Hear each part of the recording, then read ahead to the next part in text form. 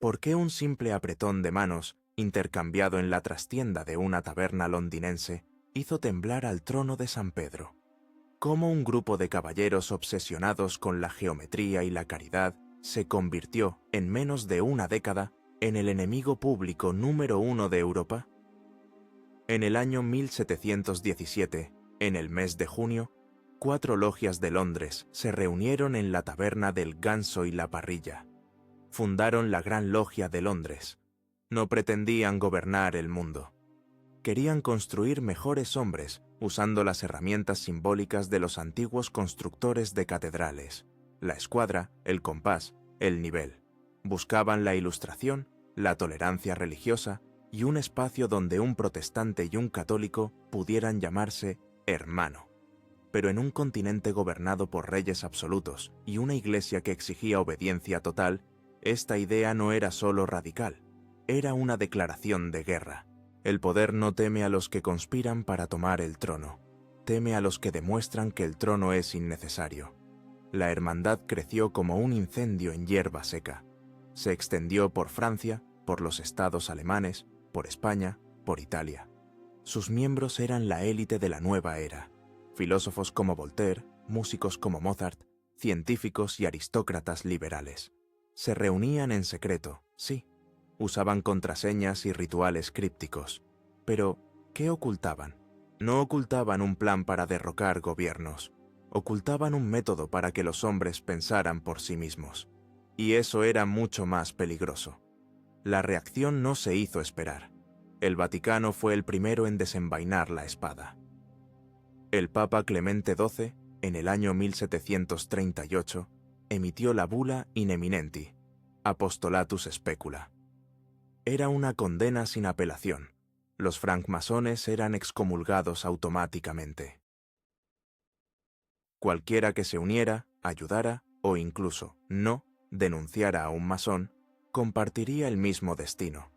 La Inquisición, que parecía un monstruo dormido en la era de la razón, despertó con hambre. En Florencia, el poeta Tommaso Crudeli fue arrestado. Su crimen, ser el maestro de una logia. Fue torturado por la Inquisición. Su salud quedó destrozada y murió poco después de su liberación. En Madrid y Lisboa, el escenario era peor. Los calabozos del Santo Oficio se llenaron de hombres acusados de practicar ritos diabólicos.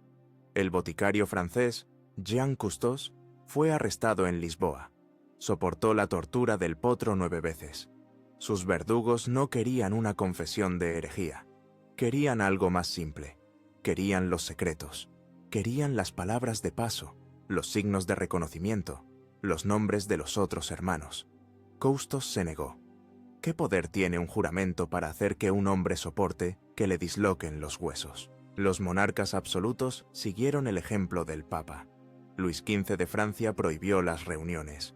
En Suecia, la pena por asistir a una logia era la muerte. La caza había comenzado. Pero esta caza era diferente. No se cazaba a un ejército, ni a una raza, ni a los seguidores de un profeta. Se cazaba una idea. Se cazaba la propia noción de secreto. Los hermanos aprendieron a vivir en las sombras. Sus rituales, antes una celebración filosófica, se convirtieron en un ejercicio de supervivencia.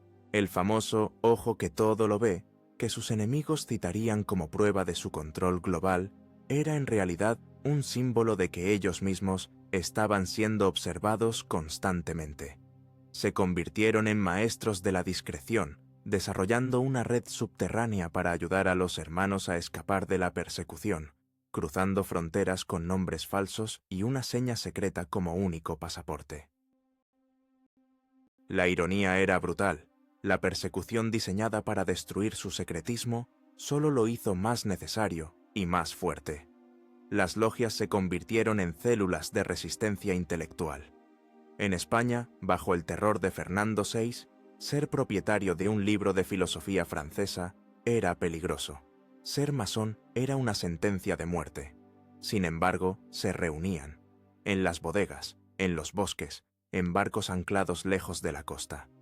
¿Qué discutían mientras los espías del rey escuchaban tras las puertas? Discutían sobre la tiranía, la superstición y la posibilidad de un mundo gobernado por la razón y no por el miedo. Los reyes tenían razón en temerles, no porque los masones quisieran sus coronas, sino porque estaban construyendo un mundo donde las coronas parecían reliquias oxidadas de un tiempo bárbaro. Cada hermano arrestado creaba 2 nuevos. Cada logia cerrada abría 3 más en secreto. El Vaticano podía excomulgar y los reyes podían ejecutar, pero la idea de una fraternidad elegida, unida no por la sangre o el suelo, sino por un juramento, era demasiado poderosa. Esta primera ola de terror estableció el molde para los próximos 300 años. La masonería se convirtió en el enemigo ideal. Era secreta, por lo que se le podía acusar de cualquier cosa. Era internacional, por lo que se le podía acusar de deslealtad. Y estaba formada por librepensadores, por lo que se le podía acusar de la peor de las herejías, el pensamiento independiente. Los perseguidores no necesitaban pruebas. El secreto era la prueba. ¿Por qué se esconden si no tienen nada que ocultar? Era una lógica impecable y mortal. En los archivos de la Inquisición portuguesa, los registros de los interrogatorios de Custos muestran la frustración de los inquisidores. No podían entender que un hombre prefiriera la tortura a traicionar un simple ritual. No entendían que el ritual era solo el símbolo de algo mucho más grande, la promesa de que un hombre puede ser leal a algo más que al poder. Los perseguidores crearon su propio monstruo. En su paranoia, atribuyeron a la hermandad un poder y una organización que ésta nunca tuvo. Crearon la leyenda negra que luego usarían para justificar más asesinatos. En Nápoles, el rey Carlos VII lanzó una persecución tan viciosa que las logias tuvieron que autodisuberse, desapareciendo del registro público, pero continuando su trabajo en la más absoluta clandestinidad. Los hermanos aprendieron a llevar 2 vidas. Eran abogados, médicos, oficiales y comerciantes de día. De noche, se ponían el mandil y se convertían en iguales, planeando no un golpe de Estado, sino la apertura de un orfanato o la financiación de la nueva enciclopedia de Diderot y d'Alembert, el libro que pondría el conocimiento al alcance de todos y que la Iglesia había prohibido. La guerra no era por el territorio, era por el alma de la Ilustración. Las tácticas de supervivencia se refinaron. Desarrollaron códigos dentro de códigos. Las publicaciones masónicas se imprimían con símbolos alquímicos y referencias astrológicas para ocultar su verdadero significado a los ojos de los censores. Las actas de las reuniones, si es que se escribían, eran destruidas inmediatamente después de ser leídas. La confianza se convirtió en la moneda más valiosa del reino. Traicionar a un hermano no era solo una falta moral, era un acto que podía llevar a docenas de hombres a la cámara de tortura.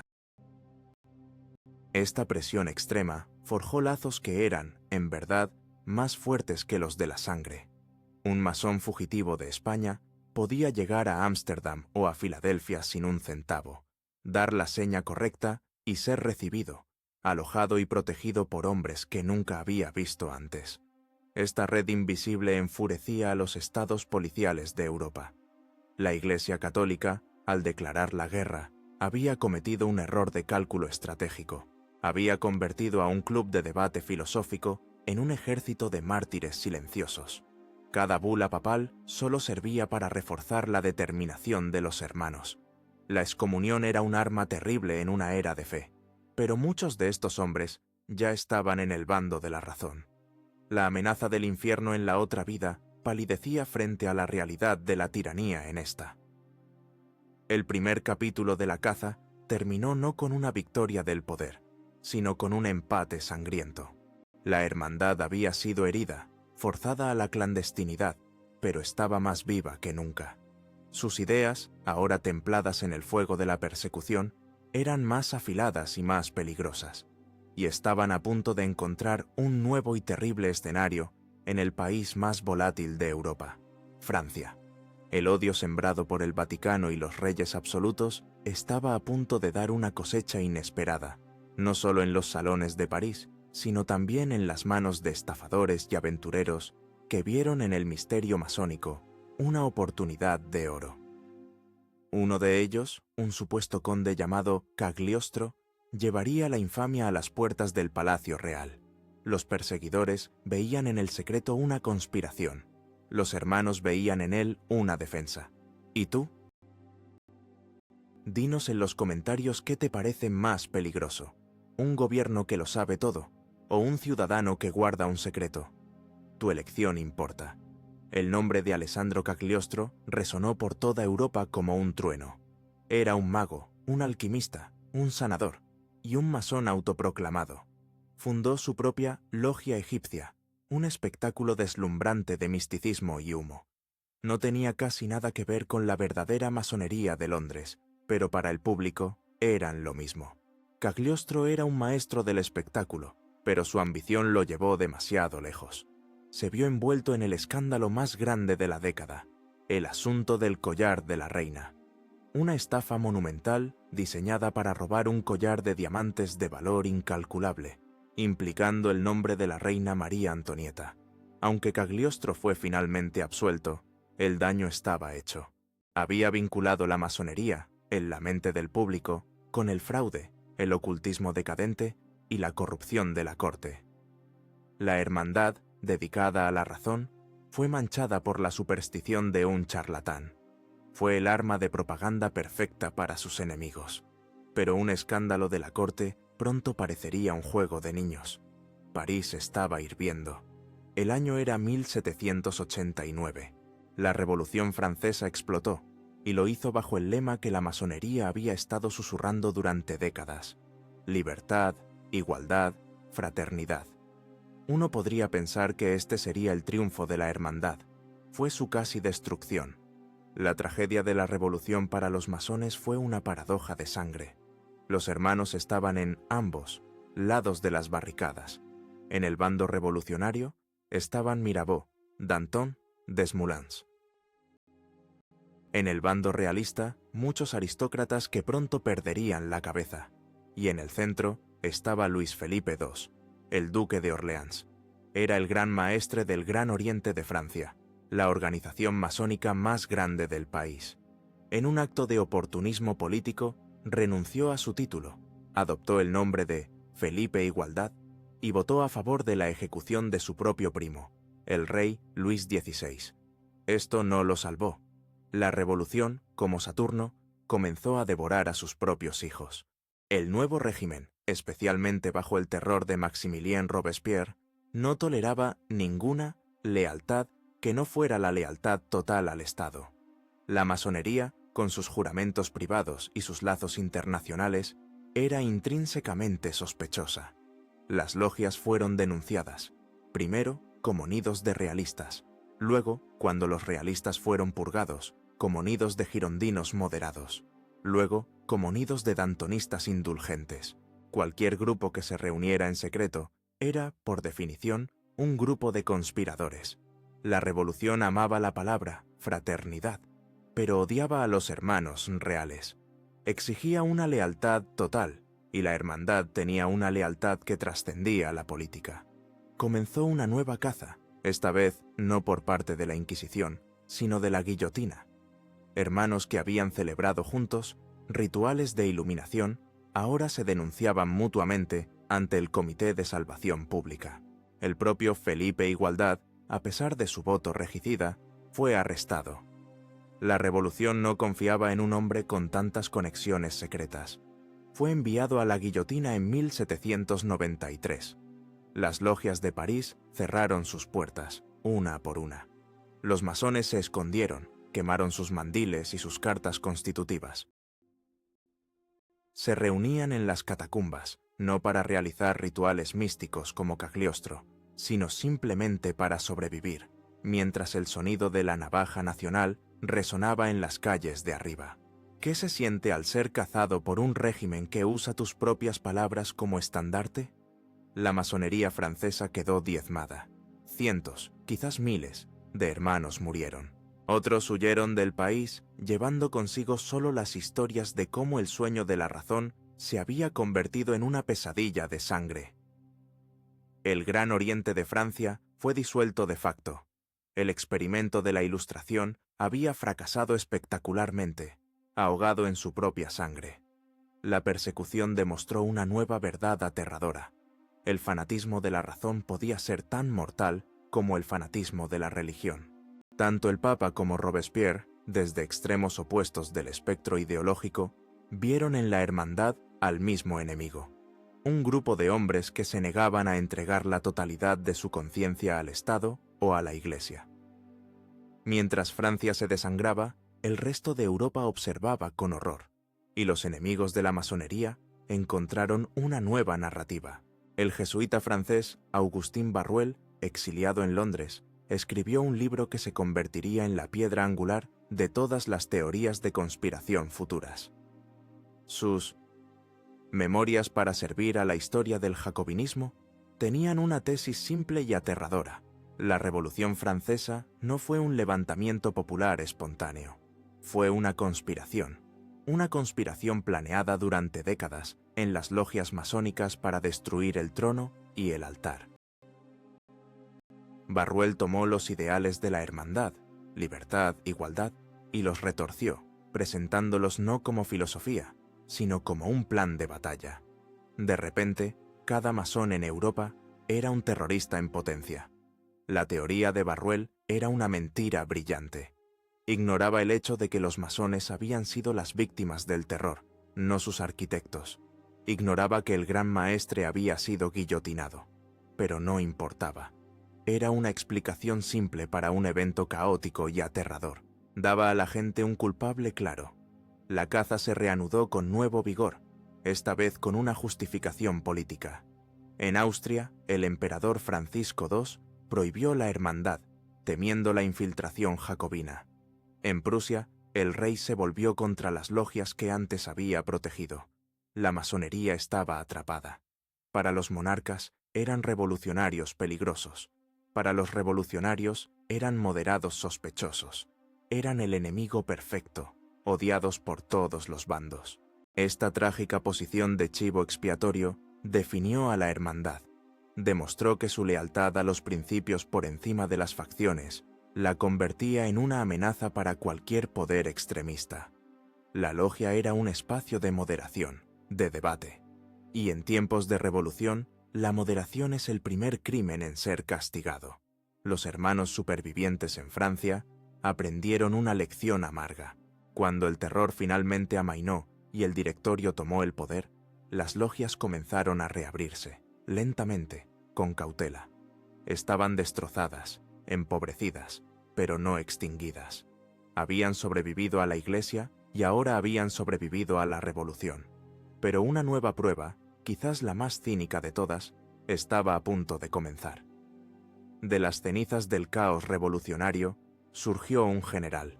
Un hombre que no era ni un ideólogo ni un fanático.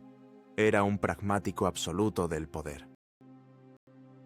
Y vio en la hermandad no una amenaza a destruir, sino una herramienta a utilizar. Su nombre era Napoleón Bonaparte. El ascenso de Napoleón Bonaparte fue meteórico. El joven general Corso entendía la psicología del poder mejor que nadie. Y cuando miró a la francmasonería, no vio ni el reino de Satanás, como el Papa, ni un nido de traidores, como Robespierre. Vio una vasta red internacional de hombres influyentes, unidos por un juramento y una estructura de mando. Vio una herramienta perfecta. Napoleón no la persiguió. Hizo algo mucho más inteligente y mucho más insidioso. La cooptó. Domesticó a la hermandad. Puso el águila imperial sobre el compás. El Gran Oriente de Francia, recién resucitado, fue puesto bajo control directo. El propio hermano de Napoleón, José Bonaparte, fue nombrado Gran Maestre.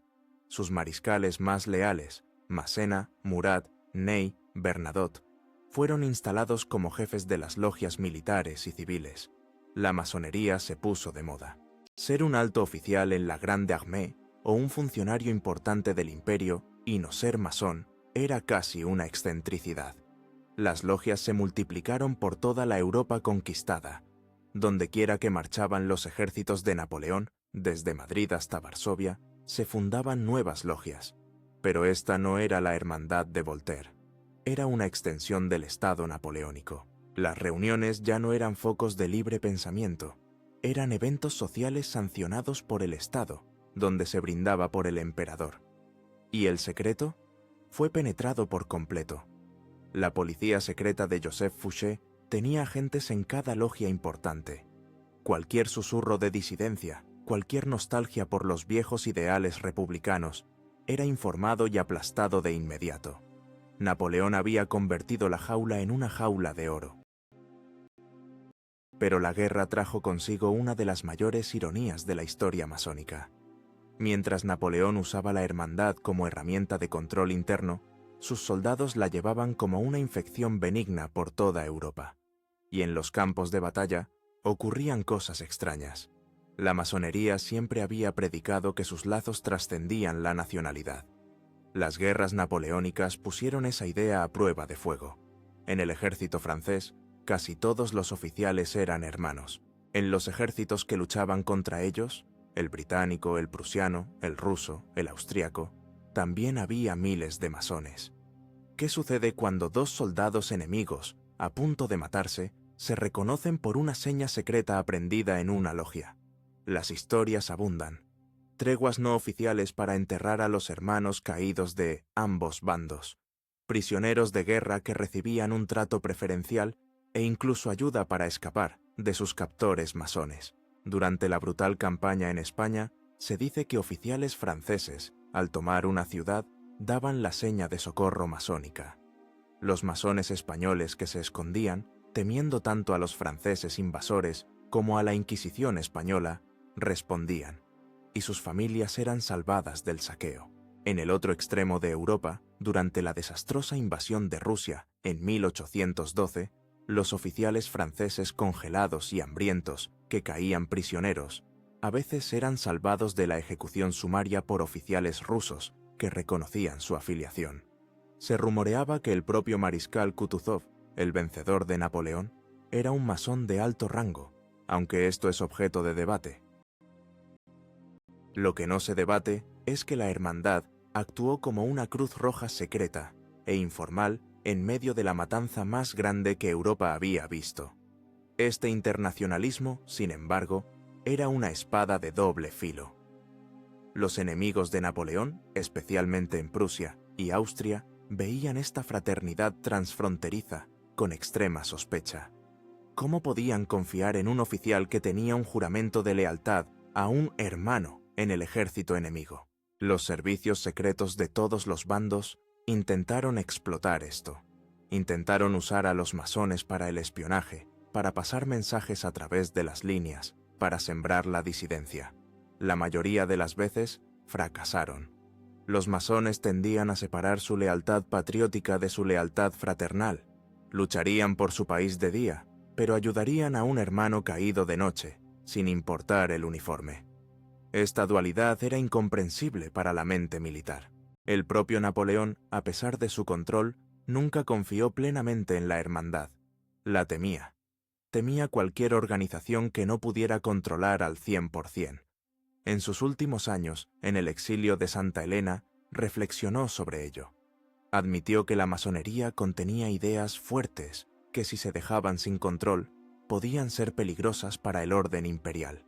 Había jugado un doble juego, fomentarla en público mientras la vigilaba en privado. Fue el cénit del cinismo político. La hermandad había sido utilizada como un instrumento de Estado, una fachada de respetabilidad para un régimen militar.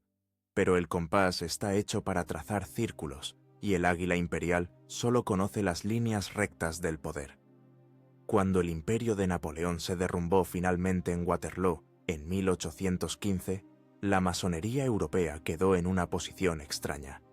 Había sido desenmascarada, utilizada y politizada.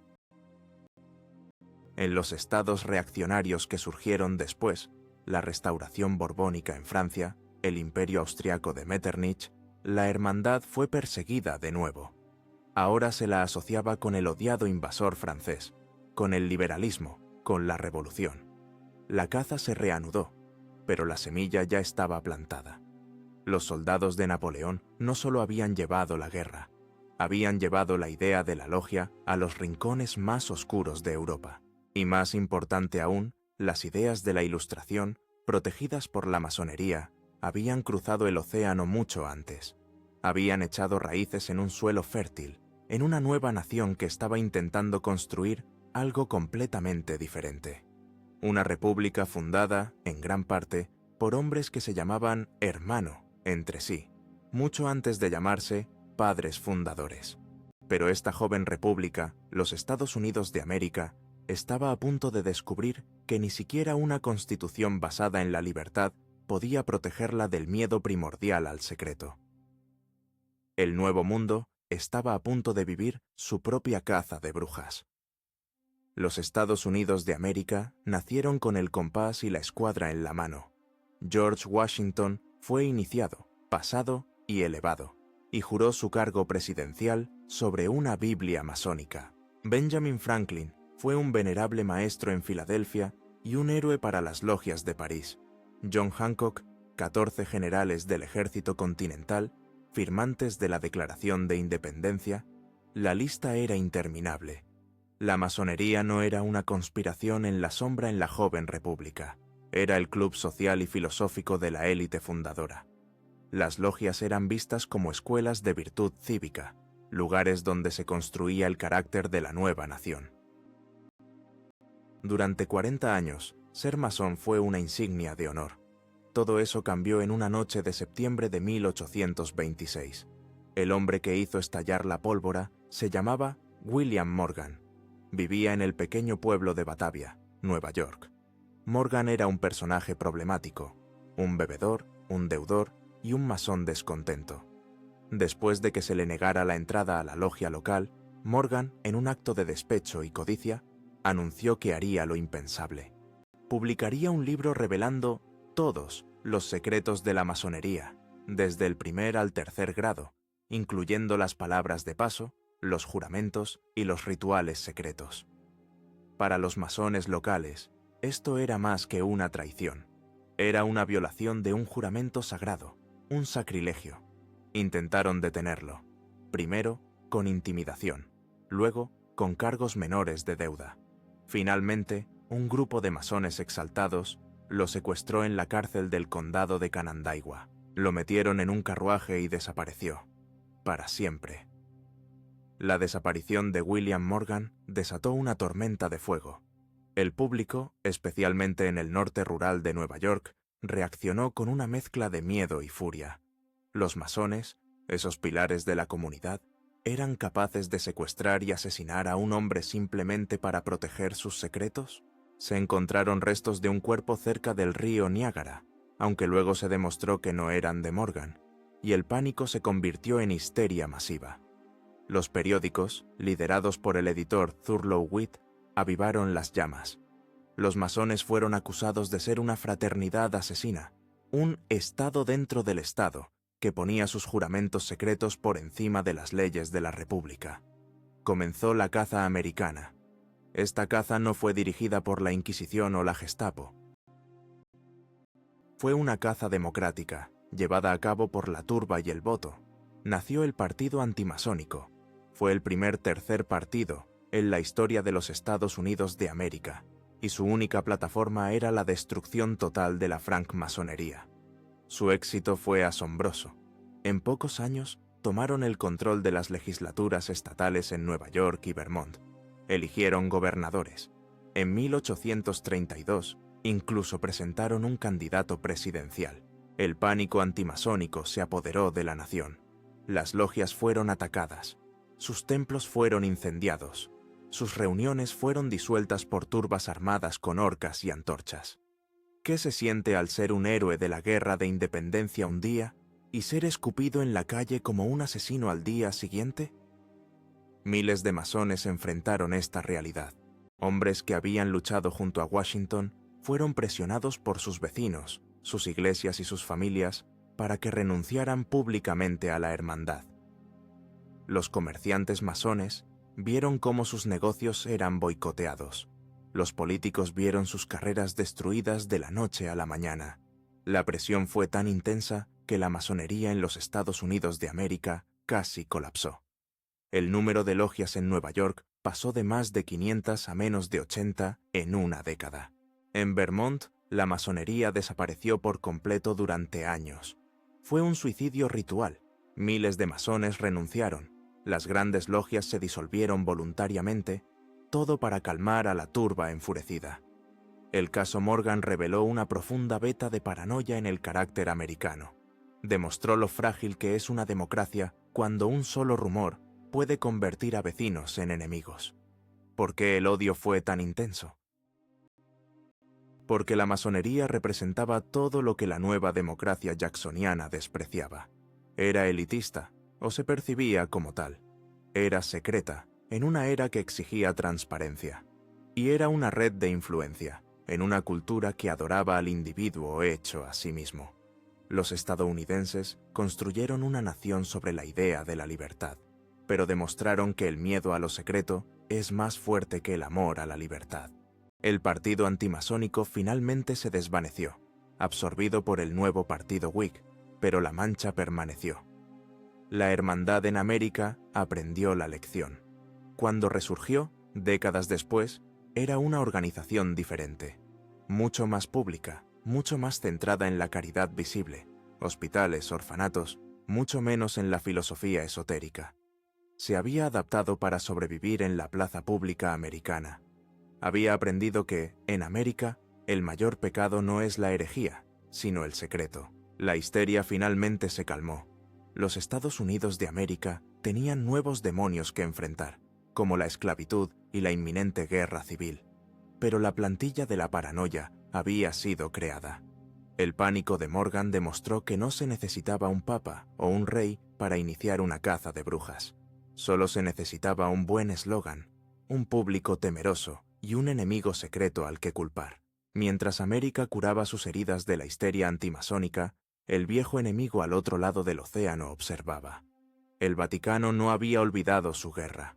La explosión de liberalismo, nacionalismo y ciencia en el siglo XIX solo había endurecido su postura.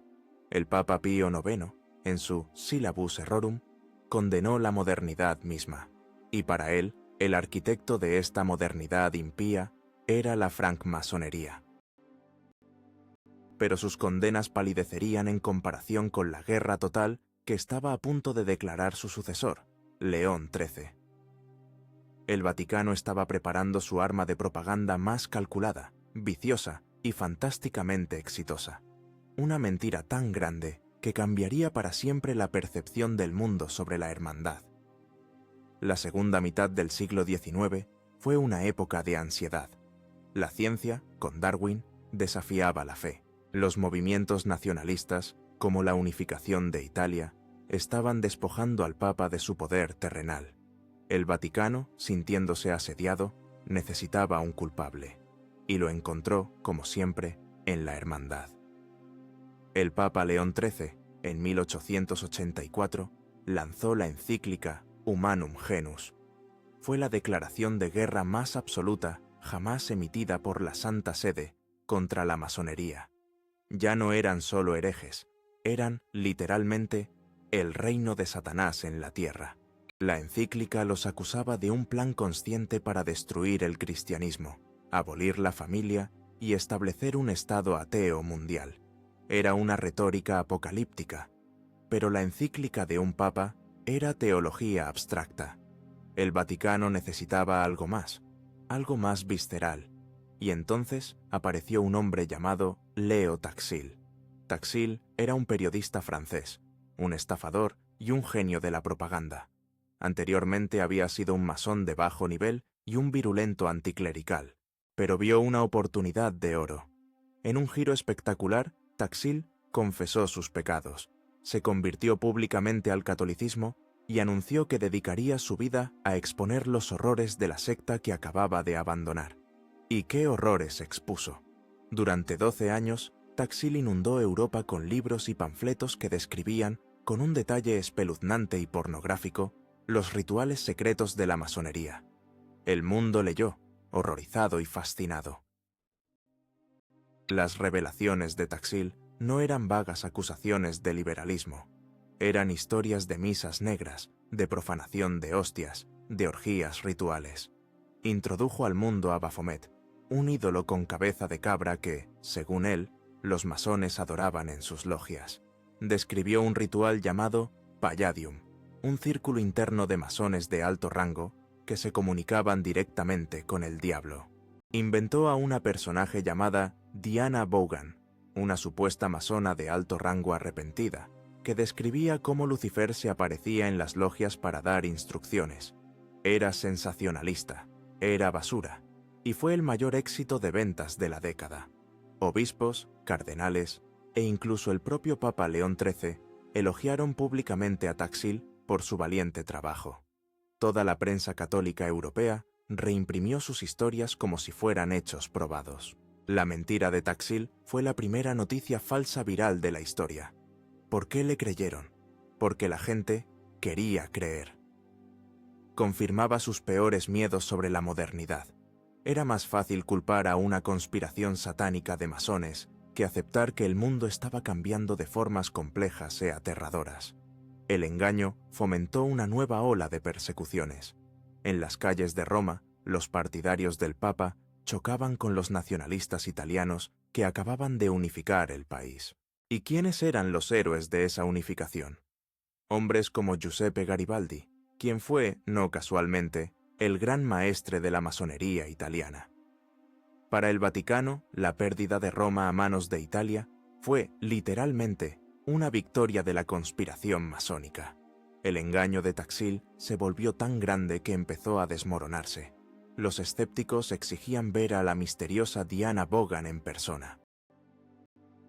Acorralado, Taxil anunció una gran conferencia de prensa en París en 1897. Prometió presentar finalmente a Vaughan al mundo. El salón estaba abarrotado de periodistas, sacerdotes y fieles.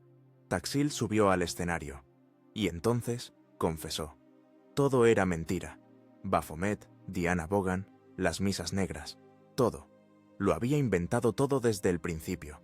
Declaró que su único objetivo había sido burlarse de la Iglesia, demostrar su credulidad, y luego, simplemente, se marchó del escenario entre el caos y los gritos de la audiencia. Uno pensaría que la confesión de Taxil destruiría la mentira, pero no fue así. El daño estaba hecho. El barro se había pegado. La Iglesia, humillada, simplemente dejó de hablar de Taxil, pero nunca se retractó de la imagen que él había creado.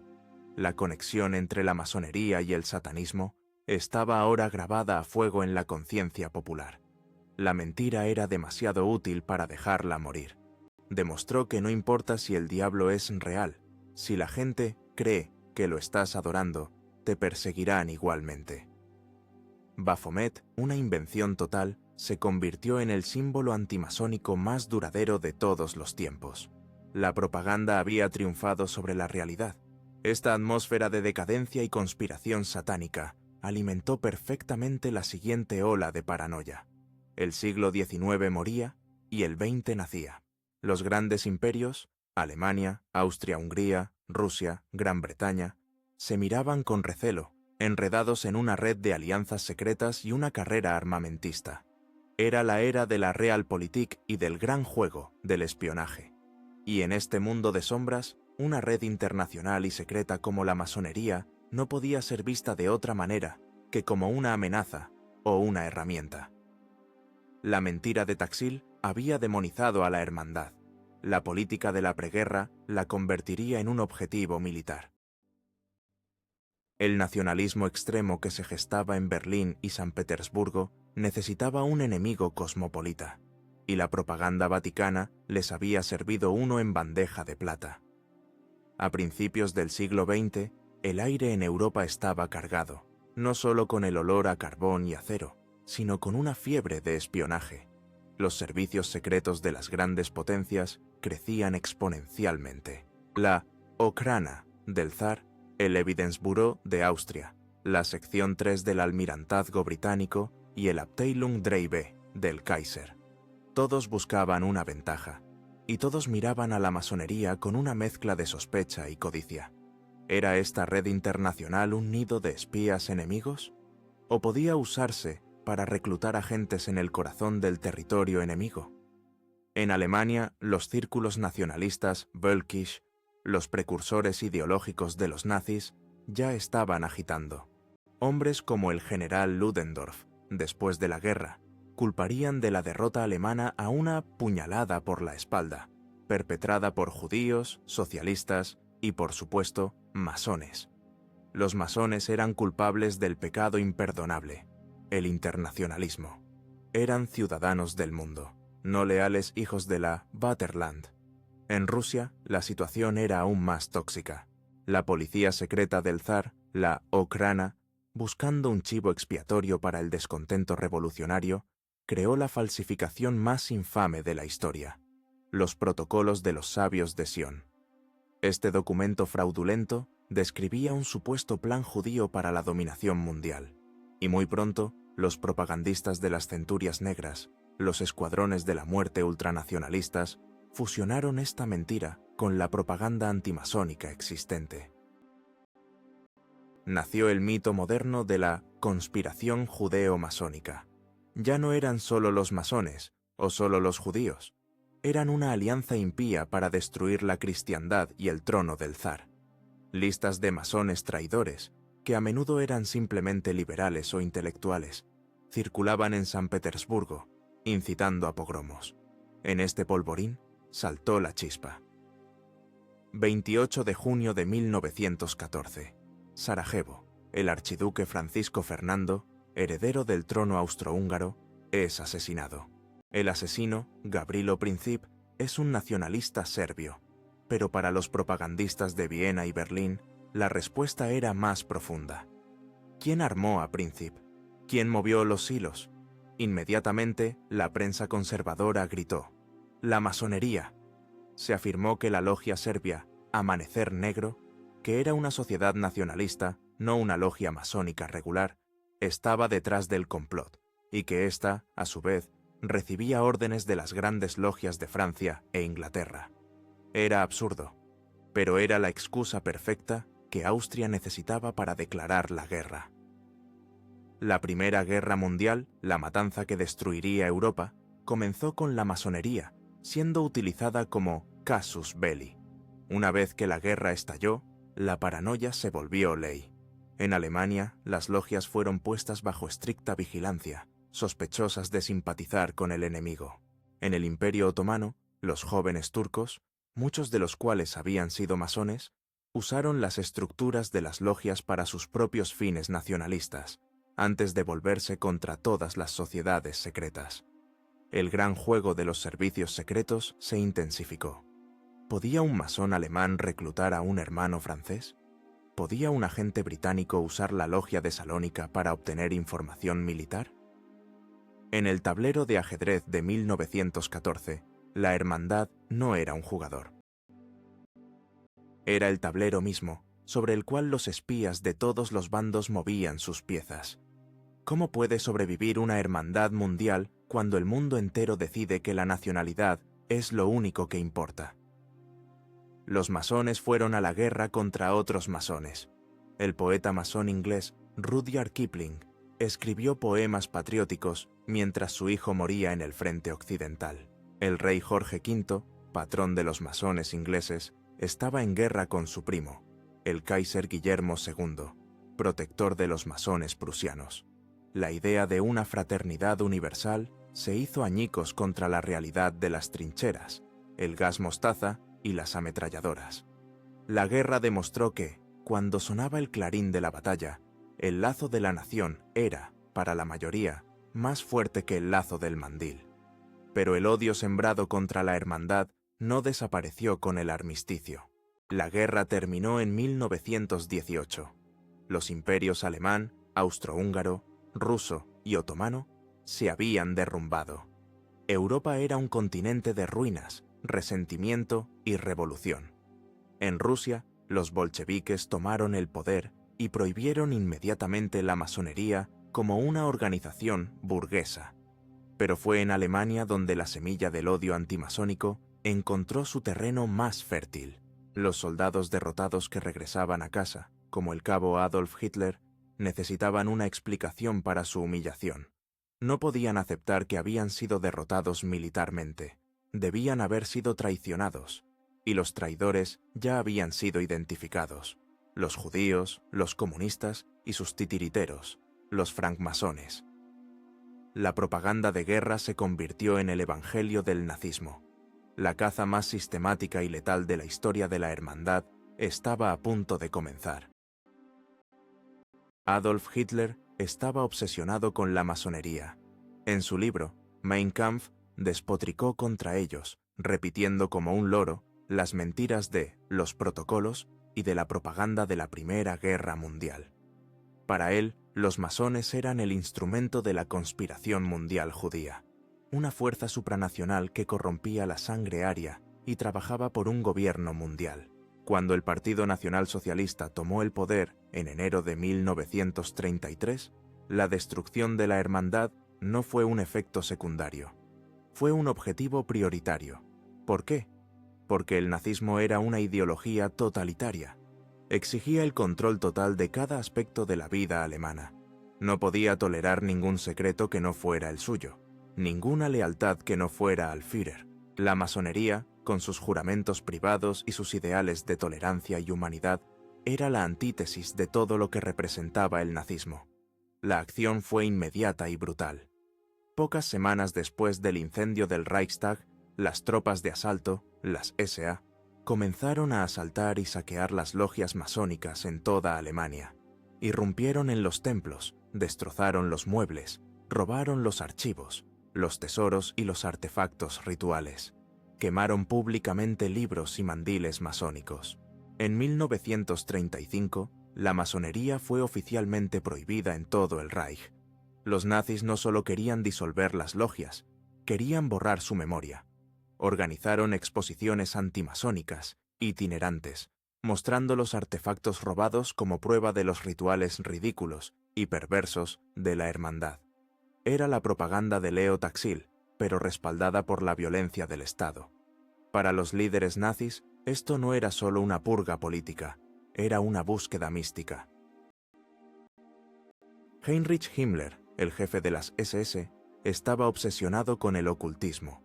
Creó departamentos especiales dentro del Sicherheitsdienst, el SD, el servicio de inteligencia de las SS, y la Gestapo, la policía secreta, dedicados exclusivamente a la investigación de la masonería.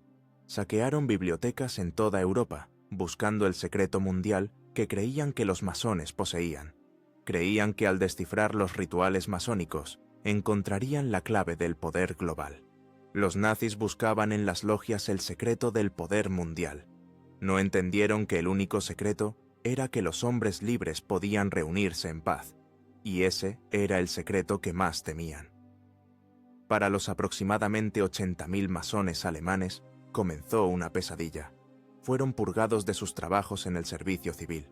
Sus nombres aparecieron en listas negras.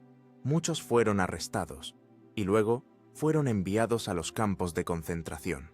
En Dachau, Buchenwald, Sachsenhausen, los masones fueron encarcelados junto a comunistas, socialdemócratas, testigos de Jehová y judíos.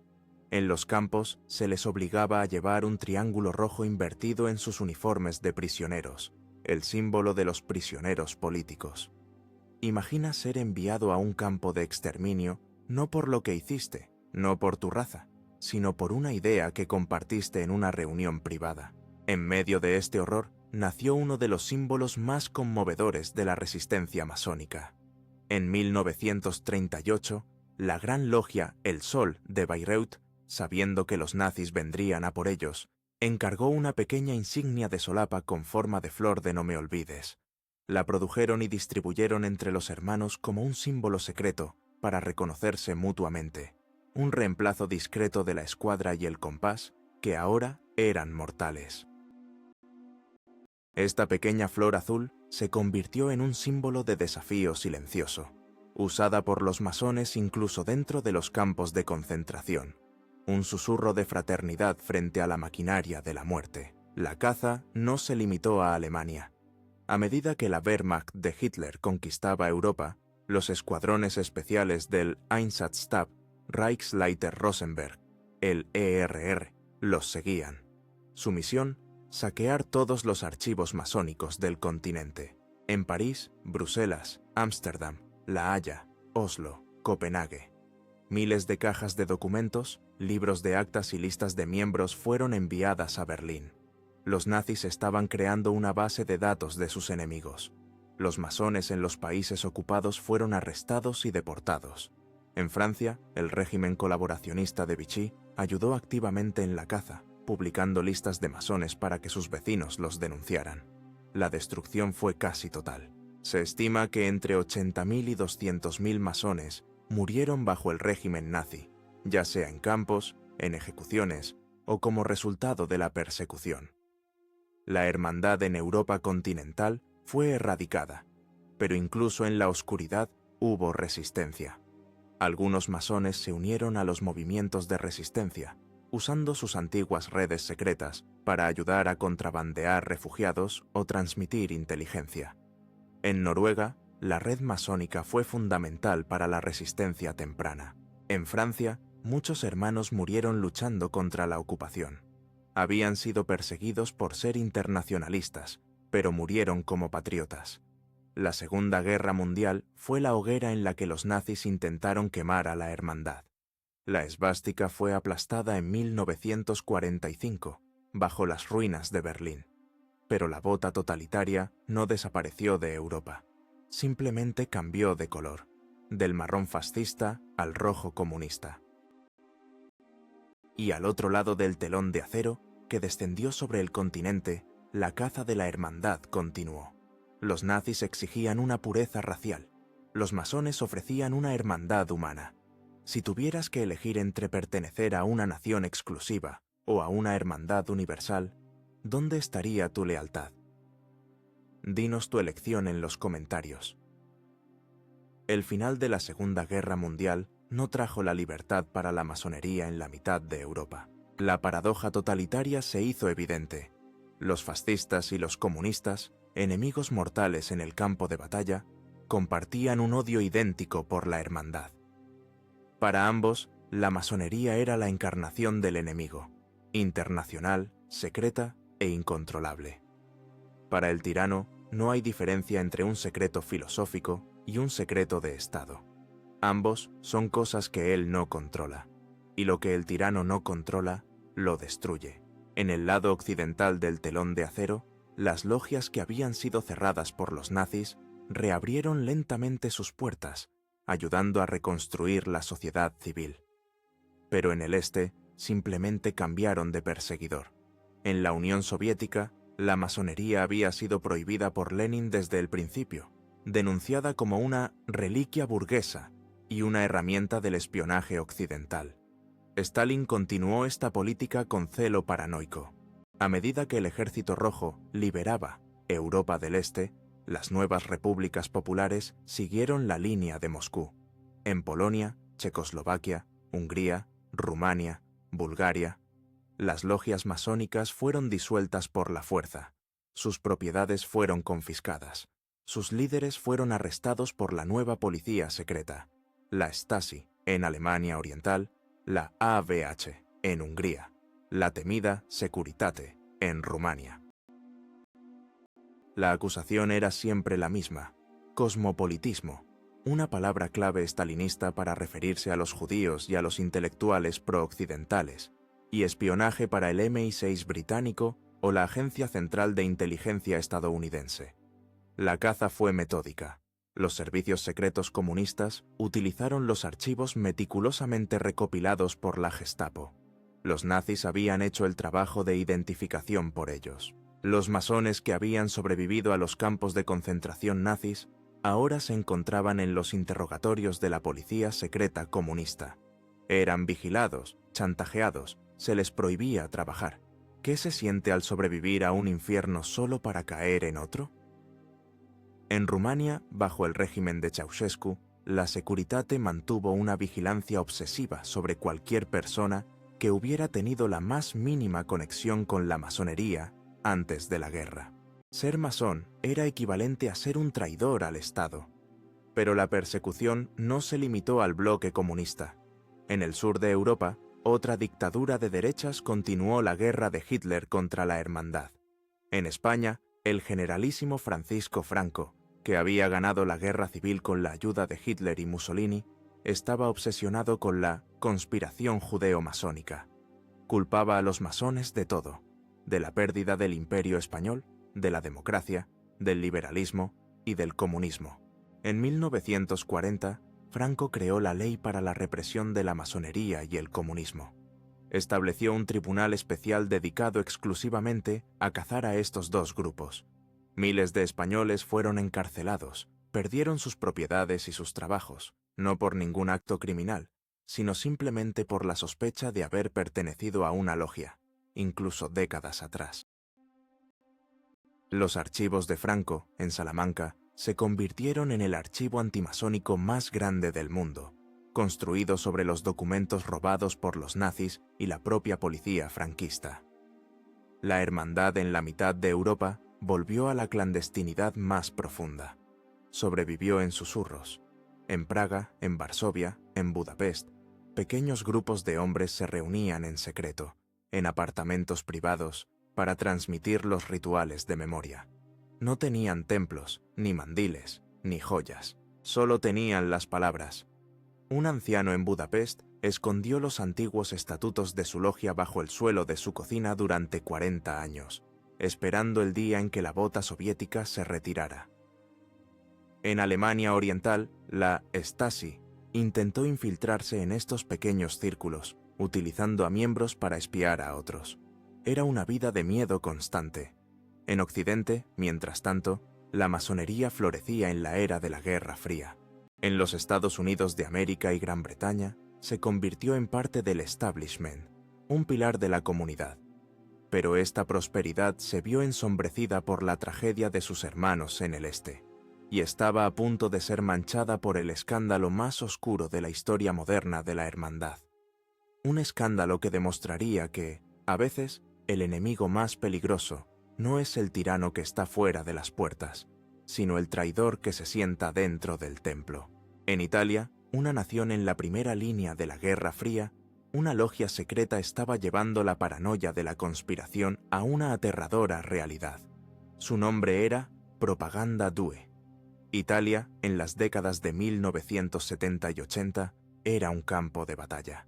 Los años de plomo vieron al país desgarrado por el terrorismo de extrema izquierda, como las Brigadas Rojas, y el terrorismo de extrema derecha.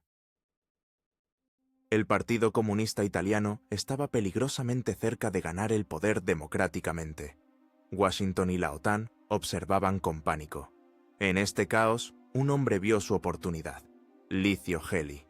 Gelli era un titiritero, un fascista de la vieja escuela con conexiones al más alto nivel, y era miembro de una logia masónica regular en Roma. Pero Gelli tenía un plan. Tomó una logia oscura y casi desaparecida llamada Propaganda Due, PD2, y la convirtió en su ejército secreto personal. Gelli pervirtió la idea de la masonería. Usó su estructura de secreto y lealtad jurada no para la filosofía, sino para el poder criminal.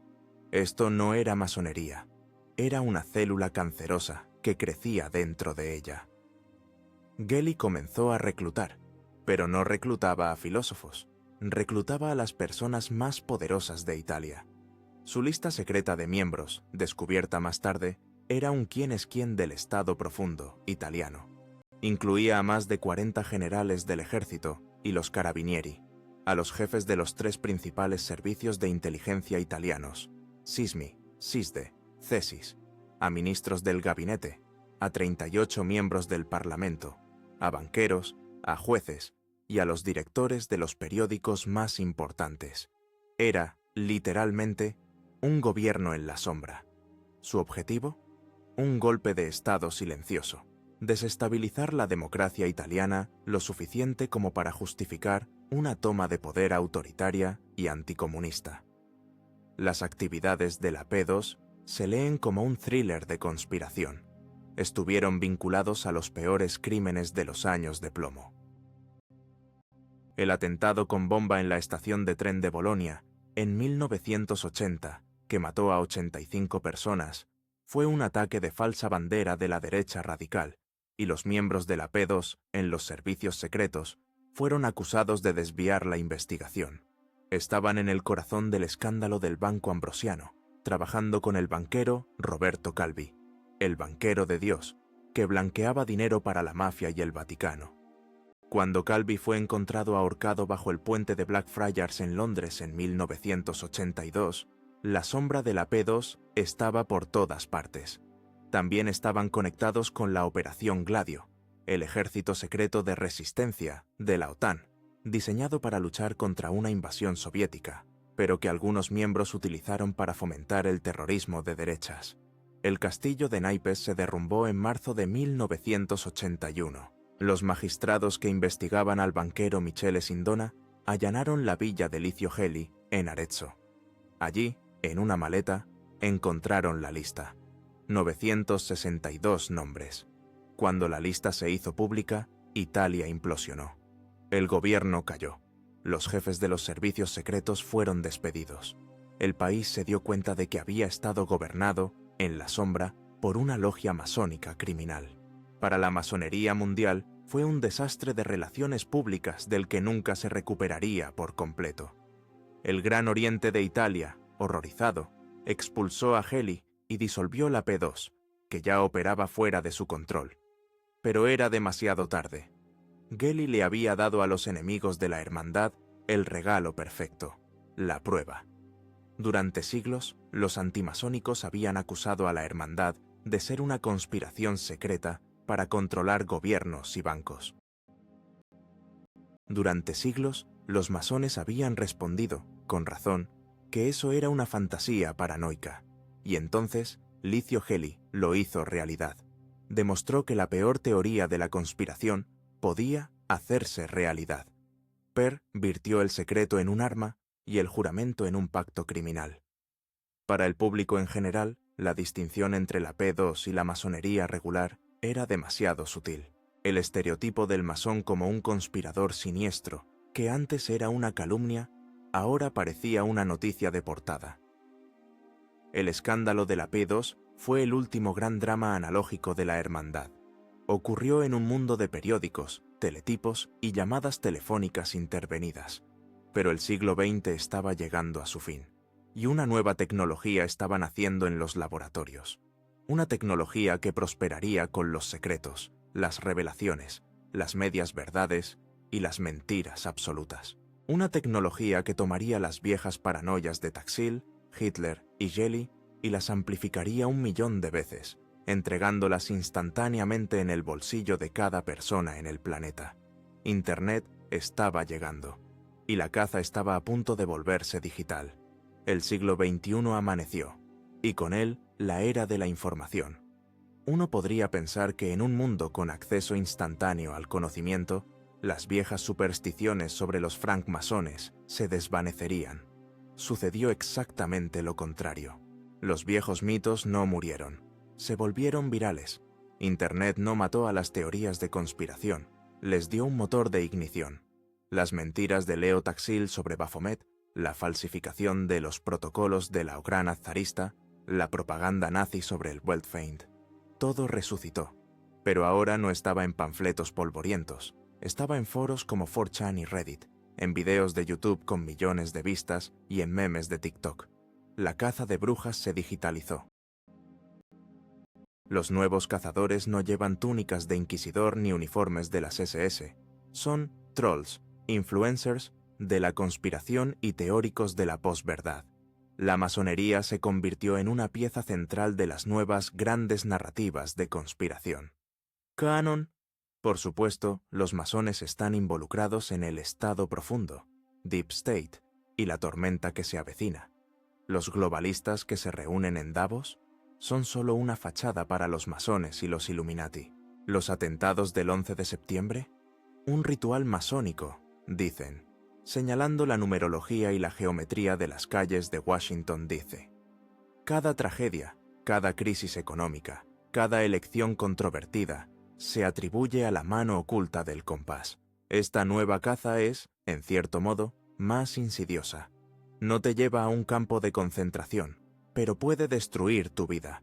Ha surgido el fenómeno del doxing, la publicación maliciosa de información privada en línea.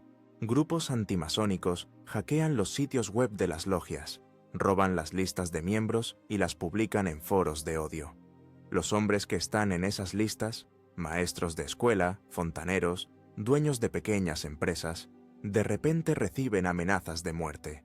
Sus negocios son boicoteados. Sus familias son acosadas. Es la caza de brujas de la era de las redes sociales. En lugar de antorchas, la turba digital usa reseñas de una estrella en Google y amenazas por correo electrónico. La Hermandad, una organización basada en el secreto y la privacidad, se encuentra desnuda en la era de la transparencia total. ¿Cómo puede sobrevivir una sociedad secreta cuando el secreto mismo se ha vuelto imposible? La paradoja es total. Los masones de hoy, en un intento de combatir la desinformación, se han vuelto más abiertos que nunca. Tienen sitios web, hacen jornadas de puertas abiertas, dan entrevistas, pero no sirve de nada. Cada intento de transparencia es visto por los teóricos de la conspiración como una maniobra engañosa. Miren, están tratando de parecer normales. Eso prueba que están ocultando algo. Es la misma lógica mortal que usó la Inquisición. El secreto es la prueba de la culpa. ¿Hemos cambiado tanto desde 1738? ¿O simplemente hemos cambiado las bulas papales por los tweets virales?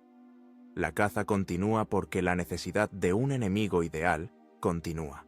En nuestro mundo moderno, complejo, caótico y aterrador, la gente anhela explicaciones simples. Es más reconfortante creer que una camarilla secreta de hombres con mandiles controla el mundo que aceptar la aterradora verdad, que nadie tiene el control. La masonería sigue siendo el espejo perfecto. En él, la conciencia autoritaria siempre ha visto sus miedos.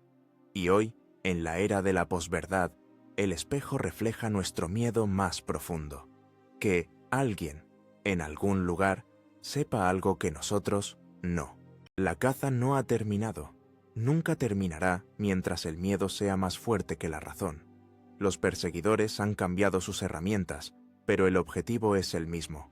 El poder, ya sea el de un papa, un dictador o un algoritmo de redes sociales, odia la red horizontal, teme la lealtad privada, desprecia el secreto que no puede poseer.